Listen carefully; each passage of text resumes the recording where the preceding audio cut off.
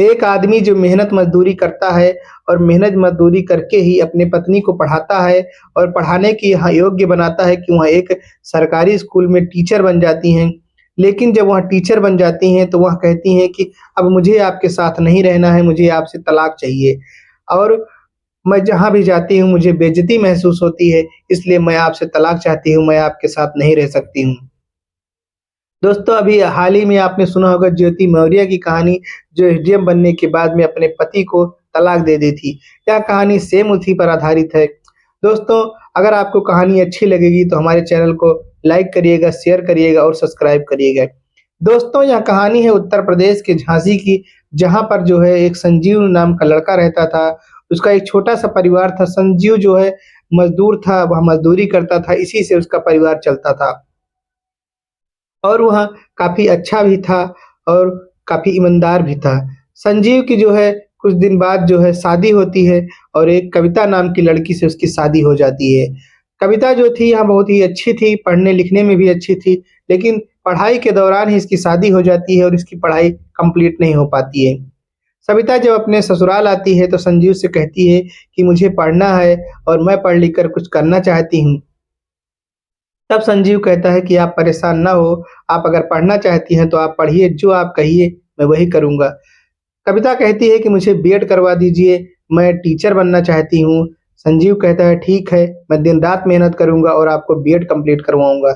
इसके बाद में संजीव जो है दिन-रात मेहनत करता है और मेहनत करने के बाद में अपनी पत्नी का बीएड में एडमिशन करवाता है और जब बीएड में एडमिशन करवाता है तो 2-3 साल के बाद उनका बीएड कंप्लीट हो जाता है और जब बीएड कंप्लीट हो जाता है, तब जो है इंतज़ार रहता है उस पल का कि शिक्षक की भर्ती आए और जो है कविता जो है उसमें फ़ॉर्म अपना डाले। कुछ ही दिनों बाद उत्तर प्रदेश में सरकारी शिक्षक की भर्ती आती है, प्राइमरी टीचर की भर्ती आती है, उसमें जो है कविता ने फ़ॉर्म डाला और दिन-रात मेहनत करके जो है एक कर दिया। इधर जो संजीव था वह भी साथ में लगा रहता था कि हमारी पत्नी हौसले से पस्त ना हो, पैसे से कोई दिक्कत ना हो ताकि उसको अपना मुकाम हासिल हो जाए। दोनों लोग रात-दिन मेहनत करते थे। उधर वो पैसे के लिए संजीव जो था कि पैसे में कोई दिक्कत ना हो और इधर कविता लगी रहती थी कि मेरा इस बार कैसे भी करके टीचर में हो जाए। भगवान के सब कुछ अच्छे-अच्छे हुआ और जो है उनका पेपर हुआ और पेपर हुआ तब उसमें जो है कविता जो थी अच्छे नंबरों से पास हो गई और पास होने के बाद में वह जो है टीचर के पद पर नियुक्त होती है और उसकी जो है पहली पोस्टिंग कानपुर में होती है। कानपुर में होने के बाद में उसे आने-जाने में काफ़ी दिक्कत भी होती थी। इधर जब वो उसकी पोस्टिंग हो गई कानपुर में, तब जो है गाँव के बहुत सारे लोग आते हैं, नात रिश्तेदार आते हैं, संजीव को बधाई देते हैं, कहते हैं कि तुमने जो है मेहनत मज़दूरी करके जिस तरीके से जो है आपने अपनी पत्नी को पढ़ाया और पढ़ाने के बाद में उसे जो है आज शिक्षक बनाया, यह काबिल-ए-तारीफ़ है। लोगों को जो है आपसे प्रेरणा लेनी चाहिए, आपसे सीखना चाहिए कि कैसे जो है किसी को मुकाम हासिल करना हो, कैसे किसी को जो है आगे बढ़ना हो तो उसमें सहयोग करें। यह सब सुनकर वह काफ़ी खुश होता था। इधर जो है कविता की पोस्टिंग जो है कानपुर में हो गई, अब उसे आने-जाने में काफ़ी दिक्कत होती थी। कविता की शादी के समय जो है कुछ दिन बाद ही लगभग 4 साल के बाद उसको एक लड़का हुआ था और वह जो है लड़का अब जो है इनके पास रह संजीव के पास ही रहता था। कविता जो है अपने बच्चे को छोड़कर ही जो है ड्यूटी पर जाती थी, क्योंकि बच्चे को रोज़ लेके आना और जाना काफ़ी मुश्किल काम था क्योंकि वो बहुत छोटा था। इधर जो है संजीव ने कहा कि अगर तुम्हें ज़्यादा दिक्कत हो रही है तो वहीं पर जो है एक क्वार्टर ले लो और वही क्वार्टर में रहो, क्योंकि तुम्हें रोज़ आना-जाना काफ़ी दिक्कत हो रहा है और तुम मेंटली भी डिस्टर्ब हो जाओगी और कोई बीमार पड़ गई तो और ज़्यादा दिक्कत होगी। इससे अच्छा तुम वहीं रहोगी तो तुम्हारा ध्यान भी आकर्षित रहेगा और तुम अच्छे से बच्चों को पढ़ा लोगी। क्योंकि जो संजीव था यह स्वभाव का बहुत अच्छा था, इसके मन में कोई छल-कपट नहीं था। लेकिन जहाँ ये जो कविता थी, ये कविता जब से ही जो है टीचर बनी, इसका मन बदल गया और यह जब और शिक्षकों के साथ मिली, तो इसको अपने आप में बदलाव महसूस होने लगा और यह अपने आप को बदलना चाहती थी। यह जो है संजीव से जो है दूरी बनाने लगी। इसके एक बच्चा भी था, लेकिन उस बच्चे को भी इसने जो है उससे भी दूरी बनाने लगी। धीरे-धीरे करके जो है यह जो है कानपुर में रहने लगी और अपने पति का यानी संजीव का फ़ोन भी नहीं उठाती थी। संजीव अगर 3-4 बार फ़ोन करता था तब जाकर के यहाँ कहीं फ़ोन उठाती थी, इसके पहले फ़ोन नहीं उठाती थी। एक दिन की बात है, संजीव लगातार परेशान था। फ़ोन पे फ़ोन किए जा रहा था, सुबह से ही फ़ोन किए जा रहा था, क्योंकि उसका जो बच्चा था वह मम्मी से बात करना चाहता था, यानी कविता से बात करना चाहता था, इसलिए वह परेशान था। इधर बार-बार फ़ोन करने के बावजूद भी कविता फ़ोन देखकर फ़ोन नहीं उठाती थी और जो है इग्नोर कर देती थी। इधर जो है संजीव को समझ में नहीं आया कि क्या करे वहाँ, और वह निकल पड़ा कविता के पास मिलने के लिए कि आखिर क्या बात है, क्योंकि वह तो एक अच्छा पति था, वह एक ईमानदार आदमी था। वह निकल पड़ा वहाँ से और आता है कविता के क्वार्टर पर, रात के 9 बजे पहुँचता है। जब पहुँचता है तो बेल मारता है।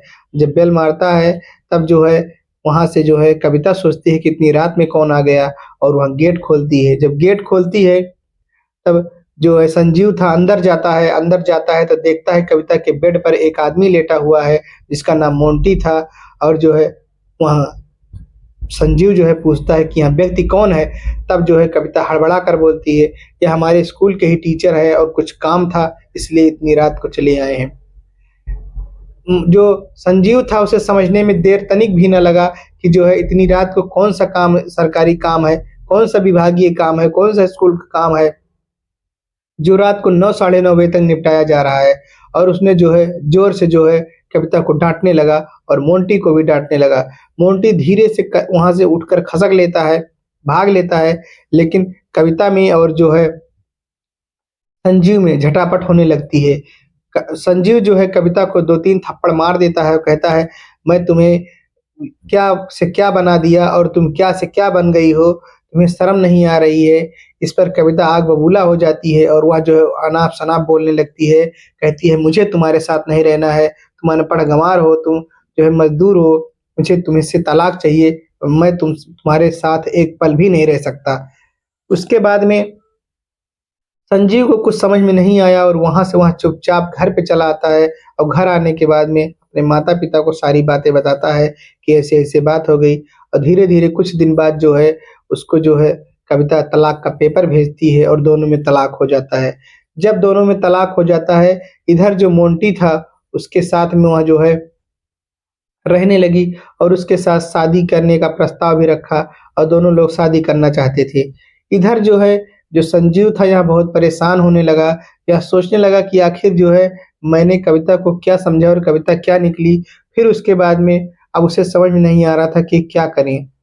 गरीब तो था ही, फिर उसने जो है अपने माता-पिता से सारी बातें शेयर की, और शेयर करने के बाद में उसके पास थोड़ा-सा ज़मीन थी, उस ज़मीन को वहाँ तो बेच देता है। बेचने के बाद जब उसके पास कुछ पैसा हो जाता है, तो वह मज़दूरी करना बंद कर देता है, और मज़दूरी करने बंद कर देता है, और वह जो है दिन-रात कड़ी मेहनत करने लगता है, पढ़ाई करने लगता है, क्योंकि अब उसके पास पैसा था और उसका सिर्फ़ एक ही सपना था कि कैसे भी करके जो है जिस तरीके से कविता ने मुझे धोखा दिया है, उसका जो है मुझे बदला लेना है। यही उसके दिमाग में चल रहा था, और उसके बाद में वह कड़ी मेहनत करता है। 3-4 साल की मेहनत के बाद वह जो है एसडीएम बन जाता है, और एसडीएम जब बन जाता है, तो शायद संजोग उसकी पोस्टिंग कानपुर में ही होती है।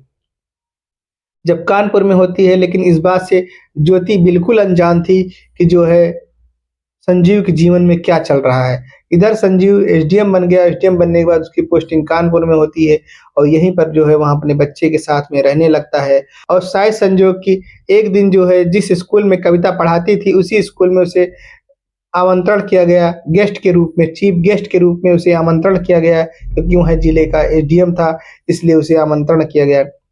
जब वह एसडीएम के रूप में वहाँ पहुँचता है, तो कविता उसे देखकर हैरान रह जाती है कि यह तो हमारा पति संजीव है और यह एसडीएम कैसे बन गया है? यही सोचकर वह परेशान होने लगती है। और जो है इधर जो है संजीव खड़ा होता है और अपना भाषण देता है। भाषण देने के बाद सभी को धन्यवाद देता है, क्योंकि जो और टीचर थे वहाँ उन्हें बुलाए थे। इसके बाद में वह चला आता है। इधर जो कविता थी, यह जानना चाहती थी कि आखिर यह एसडीएम कैसे बना? और उसके दूसरे दिन जो है वह उसके ऑफ़िस पहुँचती है। जब ऑफ़िस पहुँचती है तो संजीव ने उसे जो है बाकायदे इज़्ज़त से बैठाया, और अपने जो वहाँ नौकर-चाकर थे उनको बुला कर के नाश्ता-पानी की व्यवस्था की, और कहा, "बताइए मैडम आप यहाँ कैसे आई हैं?" तो वह कहता है कि जो है वह कहती है कि मैं मैडम नहीं, मैं तो आपकी पत्नी हूँ। तब संजीव कहता है आप मेरी पत्नी नहीं हो सकती क्योंकि आपने मुझसे तलाक ले लिया था। तब जो है वह पूछती है कि आप एसडीएम कैसे बने? तब कहा कि मैं तो तुम्हारी बदौलत एसडीएम बना हूँ क्योंकि तुम चाहती थी कि मैं एसडीएम बनूँ। जब तुमने मुझे इस तरीके से अपने क्वार्टर से वहाँ से बेइज्जत करके निकाला, उसके बाद मैंने ठान लिया था कि मैं भी कुछ करके दिखाऊँगा। फिर जो है वह पूछती है कि मेरी बेटी कैसी है, मेरा बच्चा कैसा है? तब वह कहता है कि मोबाइल में फ़ोटो दिखाता है, कहता है कि बहुत दिन हो गया, अब वह बहुत बड़ी हो गई है, अब तुम उसके पास जाकर क्या करोगी? उसको ज उसकी हाल जानकर क्या करोगी? लेकिन जो है यहाँ रोने लगती है और कहती है कि जो है मुझे अपने बच्चे से मिलना है। संजीव जो है काफ़ी अच्छे स्वभाव का था और कहता है ठीक है, आ जाना तुम जो है घर पे आ जाना, मिल लेना। के बाद में अगले दिन जो है कविता आती है घर पे और आने के बाद में अपने बच्चे से मिलती है और उसे देखकर फूट-फूट कर रोने लगती है और रोने के बाद में जो है संजीव से माफ़ी माँगती है, लेकिन संजीव कहता है आप माफ़ी के काबिल नहीं हो क्योंकि आप जो है कभी भी गिरगिट की तरह रंग बदल सकती हो। लेकिन जो है कविता कहती है वैसी गलती नहीं होगी, लेकिन जो संजीव था वहाँ से उन्हें भगा देता है, कहता है अब आप जाओ, आपका काम हो गया, आपने मिल लिया। लेकिन कहते हैं ना कि जो अच्छा इंसान होता है, वह सभी गलतियों पर पर्दा डाल देता है। धीरे-धीरे जो है कविता मिलने आने लगी अपने बच्चे से और बच्चा भी ज़िद करने लगा कि मुझे मम्मी के पास जाना है, मुझे मम्मी से मिलना है।